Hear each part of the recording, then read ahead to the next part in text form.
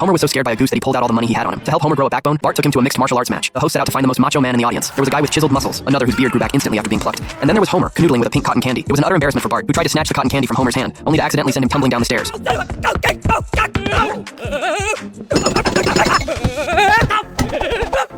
The host announced that Homer had defeated the two fighters in the ring, and the crowd's cheers caught the eye of Bumblebee Man, who saw a glimmer of hope. He treated Homer to a fancy meal and poured out his troubles. Once he'd been a janitor in Hollywood. One day at work, he'd been stung by a bee, then accidentally stepped on a bucket and slid down a steep slope.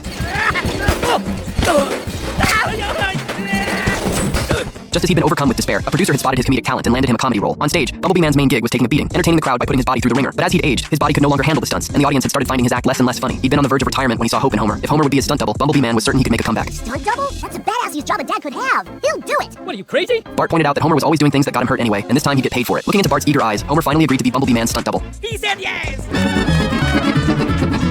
When Homer put on the costume, he looked exactly like Bumblebee Man. For the show, Bumblebee Man would smother his face in batter, then switch places with Homer. Once Homer slathered batter on his face too, the audience couldn't tell them apart at all.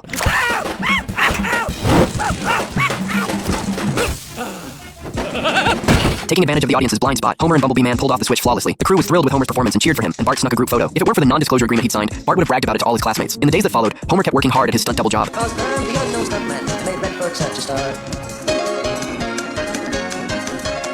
With Homer on board, Bumblebee Man's show saw a sharp rise in ratings, and he even held a fan meet and greet. A little girl pulled out a crowbar, wanting to whack Bumblebee Man on the head, but he lied and said he'd suffered a work-related injury, so Homer took the hit for him instead. Bruised and battered, Homer walked through the front door, only to be met with a warm hug from Bart. Are you crying? Yes, I've never gotten an after-work hug from you before. 3 of Homer's ribs were broken, but the hug from his twin boys made it all worth it. Did you get a concussion today, Dad? Maybe. Don't tell your mothers. One day, a director came across a screenplay Bumblebee Man had written and wanted to cast him as the lead in the film adaptation. But when the director found out Bumblebee Man was using a stunt double, he wanted to scrap the project. Bumblebee Man, however, suggested they use a green screen and a mask to hide Homer's face. And so, in the days that followed, Homer endured countless more injuries.